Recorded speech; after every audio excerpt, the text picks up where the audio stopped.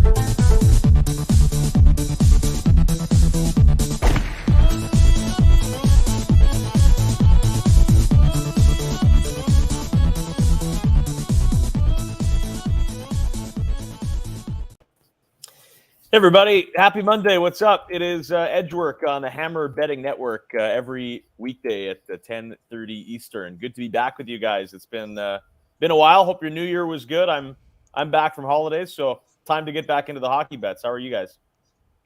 Yeah, I'm doing pretty well. So, Andrew, I'm wondering, like, you go over there to the Spangler, you get to see some of the talent playing overseas. Is there anybody you're bringing back with you? Anybody that NHL teams need to keep their eyes open for to bring back to finish out this season, or what's going on?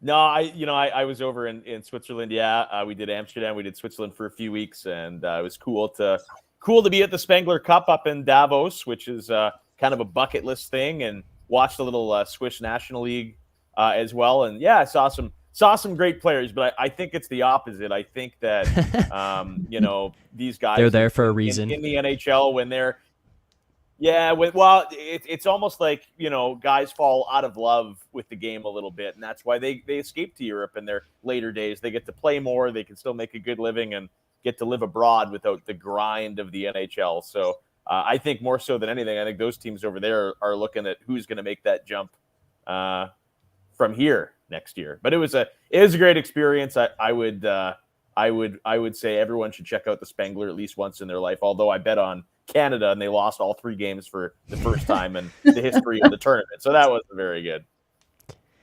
Yeah, well, it's good to have you back, Andrew. So I'm glad you had a good time over there, and we've got great games ahead of us in the season. Yeah, you can follow us, by the way, on Twitter and the YouTube Edgework as well. But it's Martin Luther King Day south of the border, of course, and that means we got a whole bunch of early games beginning in just a few hours. 6 games actually go earlier than expected. So yeah, what a great day to do it. But Joe, tell me about your weekend watching hockey and what stuck out to you. What was your big takeaway? You know what? I'm going to be honest. Didn't catch as many hockey games as I wanted to with Wild Card Weekend, but we saw a big streak be broken, you guys. The LA Kings were riding such a hot streak in that first period, getting those wins. They had 7 straight ones. The Edmonton Oilers were able to break that streak. And then you have to talk, you guys, about the Seattle Kraken. What an amazing job they have done. Winning their last 8 games, this team is riding so hot, but they're coming home off a road trip for today's game. So we saw some great action on the ice. Honestly, didn't watch completely all of it, but some great games there for sure. Sorry, guys, I don't know if I cut out there or you did. What about you, Zach? What was your weekend takeaway?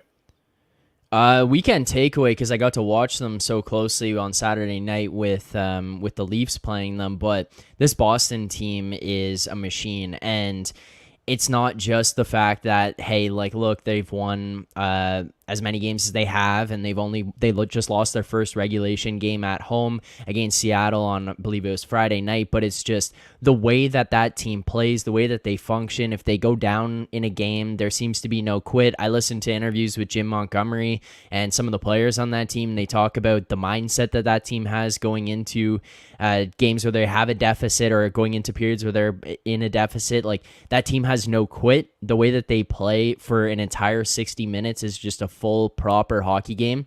That team, it's like, I keep looking at them saying at some point there's going to be a regression. You can't be that good for that long And that Boston team, they might be that good for that long because that's just how they're built, and that's the way that they operate from top down. So that Boston team was extremely impressive. But I mean, even just as a side note to that, Seattle is legit. And we watched them go in there and they beat Boston in regulation. And that was no fluke. Like, that was a Seattle team that knows what they're doing. They're also playing the right way. The only thing that concerns me with them in the long term is goaltending. But for right now, like, they're basically masking it and just playing right through it and able to get wins, like creating offense. That Seattle team is very good as well. Yeah, with Boston, I mean, what they've been able to do is amazing, especially considering that a lot of people had written them off in the off season.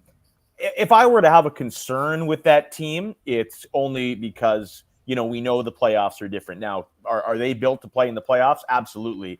But let's say another 2-month grind, guys like Bergeron, guys like Krejci, are they able to kind of go through that rigors for another 2 months? But again, that's a loose criticism because, you know, if you're judging the Bruins season on whether or not they win the Stanley Cup, I think you're missing the point. They've had just an unbelievable run, and it's kind of house money as well.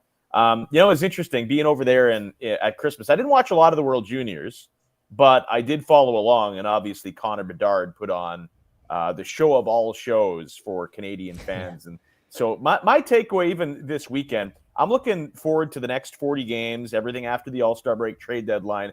I think that we are going to be having a large conversation in the later stages of this season about tanking. And I know we don't do that every year in the NHL. It kind of depends on who's the top of the draft. But, I mean, you know, you look at, you know, you go back to the 2015 draft with Connor McDavid. You know, how many teams in retrospect look back and be like, you know what? If there was ever a year where we could have kind of pulled out the stops to lose a little bit more, that would have probably been it, because, you know, you look what he's done for Edmonton. I don't know if Connor Bedard is Connor McDavid, guys, but he's the best prospect we've probably seen at the top of the draft since Connor McDavid. And I really think, I mean, you got about 10 teams that are in the mix to be last overall. My money would be on Chicago, but I wonder from a betting perspective in that second half if we're really going to be having that conversation, and we see a lot of, you know, big lines, 2.5, 3.5 being covered because teams are basically trying to lose. Yeah, that's what I started to go to as well, looking at it. I think it was a conversation that might have came up a week or two ago on this Edgework show actually as well, and looking at those teams that are starting to tank and then wondering if that's a spot to just like instantly fade them as well.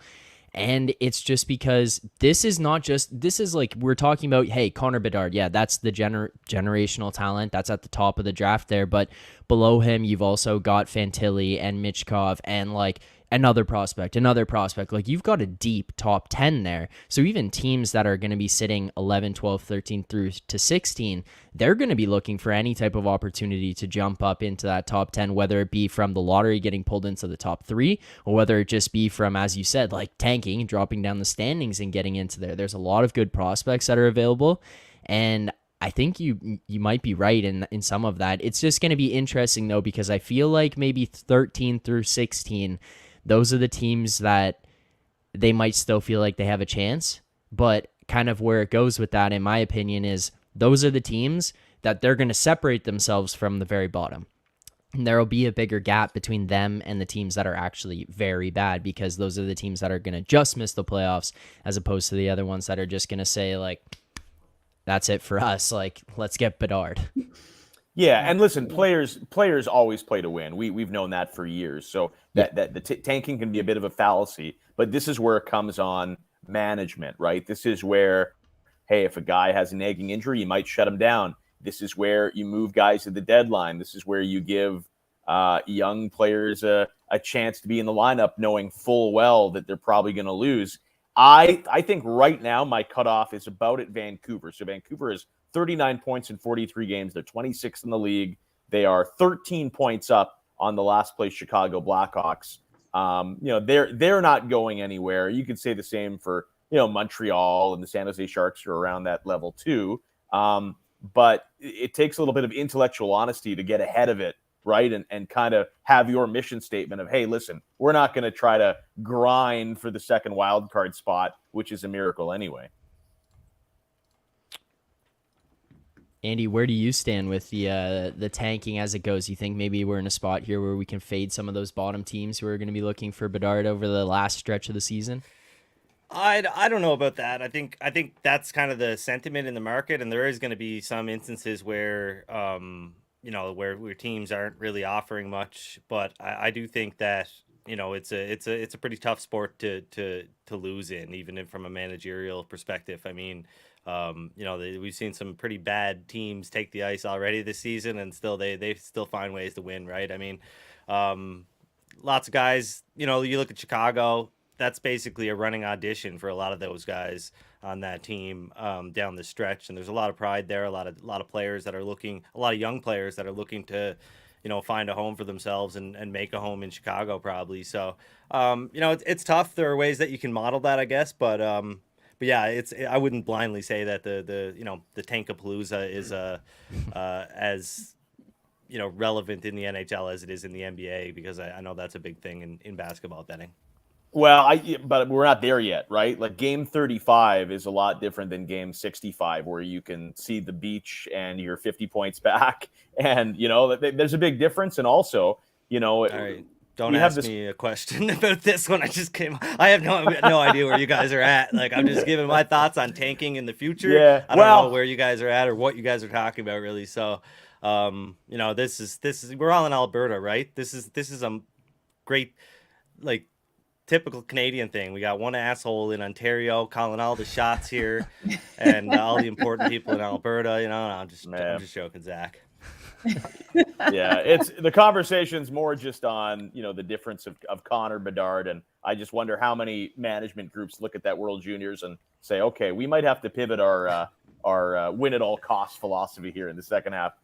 So Martin Luther King Day, guys, obviously some afternoon hockey, which is the best. You can zip out of work a little early and go sit at the pub and watch. But let's get some best bets. Joe, let's start with your favorite player prop. What are you on today? Yeah, so the Calgary Flames take on the Nashville Predators at 8 o'clock Eastern. I'm going to look at Jonathan Huberdeau of the Calgary Flames here to get that anytime goal. When we look at the last matchup between these two, we saw couple players get the majority of the shots on goal. Now, Calgary did lose that one 4-1, but they're a better team on the road in Nashville against this Nashville team. We saw Jonathan Huberdeau get 4 shots on goal, to Foley only being the player who got more shots on goal in that one with 5 shots. I really do think Jonathan Huberdeau will connect on this one, and we're getting him at great value at plus 310 tonight. So I'm going to take Jonathan Huberdeau for that anytime goal. Pretty good player for plus 310. I would tend to agree. Zach, you got a player prop? Yeah, I'm gonna go with Timo Meier, anytime goal scorer, plus 140 right now. I think in the market generally he's a little bit lower just compared to some of the other books that you can find. He was around like plus 115, plus one up to like plus 120 where I was looking at him earlier. And I think that with Timo Meier right now, we're just looking at this guy who's kind of being on fire, generating a lot of chances, and I don't know. I'm all in on the Timo Meier train right now. I talk too much about Switzerland, again, eh? Yeah, the Switzerland guy, yeah. And yeah, as Andy kind of mentioned there, like we might get Mackenzie Blackwood, so I think there might be an opportunity. Like one thing, I read an article the other day too about like win percentages and the deserve to win a meter, and a lot of the teams, when you're above 50% on the deserve to win a meter, they win at a 67% rate throughout the course of the season. The San Jose Sharks are one team that has not. They've gone above the deserve to win a meter, which, I mean, that's whatever you feel about that meter itself, it's something that I just usually take a look at, but the Sharks have gone above it, the 50% mark, a good amount of times this season, and are not hitting at that clip. And I think like the Sharks could be in some more games. They are capable of creating some offense. They're not that good of a team, but against a Jersey team here tonight with potentially Mackenzie Blackwood, yeah, I think Meier, being the front runner of that offense right now, will have a good opportunity to score. Leaf fans have based a lot of things on the deserve to win a meter for the last 20 years. So not surprised that's your go-to. You got a favorite player prop this afternoon, Eddie? Yeah, I do. I just that's why kind of why I was late here. Obviously, not my usual edge work day, but I wanted to jump on with you guys because yeah, I mean afternoon hockey, and I'm kind of bored. I got done early today, so but I was working on posting a something on vsin.com about Dylan Cousins, who is in action today with the Sabres against the Panthers. And I mean, if you look at the slate today, that's one of the games that you could kind of expect to see fireworks in, as far as goals for both teams. And the Panthers are allowing or taking a ton of penalties here in the last month and a half or so. Most in the league, really, I think since December 1st. I might have my dates mixed up. I look at a lot of dates in the run of a day or so. But yeah, the Panthers taking a lot of penalties. One of a bottom 10 team on defense. And Dylan Cousins just really, I mean, minus 145 to score a point today. You could also consider him to score a power play point. Although, for us in Canada, unless you're in Ontario, it's pretty tough to find those power play point prop markets. DraftKings, FanDuel, those books have them. Bet365 has it, but as far as the offshore books and whatnot that are available to a lot of other Canadians, are pretty tough to find. But you can get Cousins at I think plus 215 to score a power play point today. This guy's producing points at pretty much a point a game. Year to date, he's behind guys like Jeff Skinner and Alex Tuck. And obviously Tage Thompson, who's in a league of his own. But if you look at his last 30 games, nobody except for Tage Thompson has produced more points per 60 minutes than Dylan Cousins. And you look at other guys like Skinner and Tuck. Tuck is minus 175 to get a point. Skinner minus 190 to get a point. Cousins they just haven't caught up to Cousins where he should be priced. He's the center on the top power play unit with those aforementioned players plus Rasmus Dahlin. And I think this is just a great spot given that Florida is taking a ton of penalties. They give up a lot of goals in the best of times. The Sabres are arguably the best offensive team in the league on any given night. So, I like Cousins here. I think the penalty situation with Florida elevates him, but this is a good spot for him to get a point. I'm looking myself at the Colorado-Detroit game this afternoon. It's 3 p.m. Eastern puck drop in Denver. I'm not going to complicate it too much. I like the big guns on Colorado today. Wings, 10 of their last 13 games, they've given up 4 or more goals. And for goal scorers today, McKinnon is over even money. Rantanen is plus 120. Kale Makar is plus 180. I'd take.